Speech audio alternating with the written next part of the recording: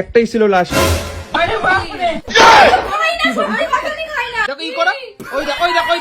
খাওয়া দাওয়া হলো, সবাই ওই করে মাদার্স ডে হিসাবে শ্বশুর বাড়িতে এসছে, ঠিক আছে? তো চলো আজকে রিমির মাদার্স ডে পালন করা। রিমি চল। এই খাওয়া দাওয়া তো হয়ে গেছে, বাড়ি কখন যাবা? হ্যাঁ খাওয়া দাওয়া হয়ে গেছে, বাড়ি কখন যাবা? নাও, একটাই ছিল লাশ।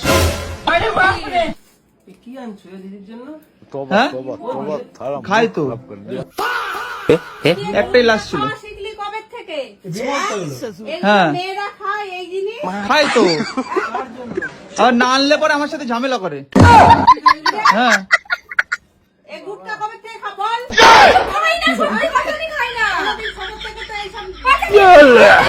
কি রাম ফেলায় না আনলে পরে তো তুমি আমার সাথে ঝামেলা। সেদিনকে আইনটা দিনে খাওয়া দাওয়ার পর বুঝলাম মা।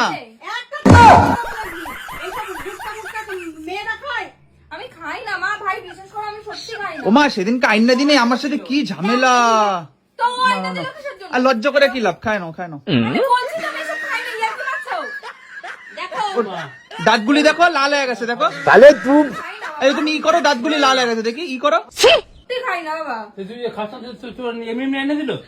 ও দাঁতগুলি দেখো বাবা লাল হয়ে গেছে, দেখো ই করো। ওই দেখো ওই দেখো ওই দেখো ওই দেখো গুটকা, ওই দেখো গুটকা রয়েছে দাঁতে। ও গজব বেইজ্জতি। আমি মিথ্যা কথা কইতেছি না, আমি মিথ্যা দেখি নাই, আমি খাইছি।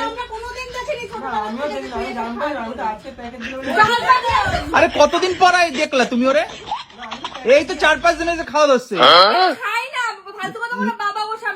কাইন্ড গেল না, আইন না দিলে আমার সঙ্গে সেই ঝামেলা সেদিনকে রাতে। কেন আইন না দাও নাই?